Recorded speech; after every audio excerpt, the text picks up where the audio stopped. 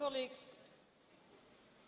we are discussing the Commission work programme at the most difficult moment in the history of European integration. The European Union is disintegrating at a frightening speed. Anti-EU forces are on the rise, demolishing what has been built up over decades by the post-war generations. But instead of offering an alternative vision for the future, they just jump ship. Thank you, Mr. Farage. Against this backdrop, the work programme of the Commission must be more than a mere list of legislative proposals. It must offer the outlines of a new European Union.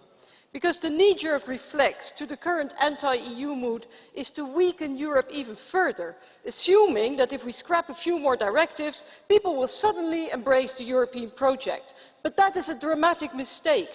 People's existential anxieties will not be addressed by eliminating rules on vacuum cleaners or the curve of cucumbers. People are anxious and insecure because in just a few decades the world has changed beyond recognition. Globalization, the digital revolution and urbanization have radically changed the way that we live. Our communities have become much more diverse, with immigration and advancing gender equality. Political and economic leadership is no longer the monopoly of middle-aged white alpha males. Agriculture and industry have been overtaken by the knowledge economy.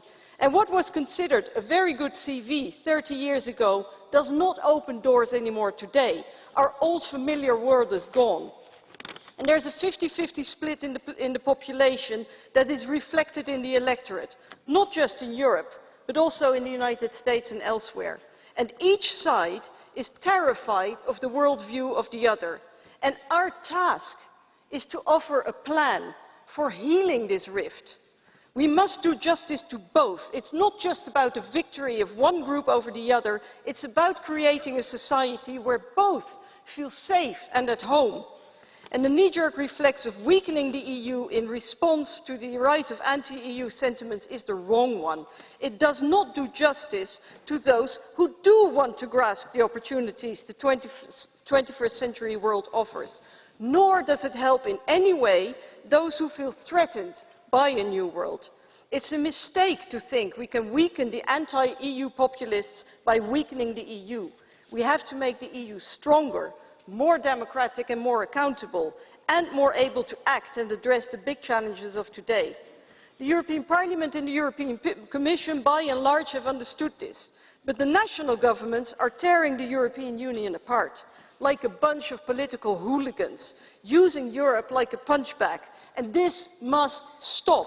And I call on all national politicians, stop Europe bashing, stop the blame game, stop the lies. Take your responsibility for Europe.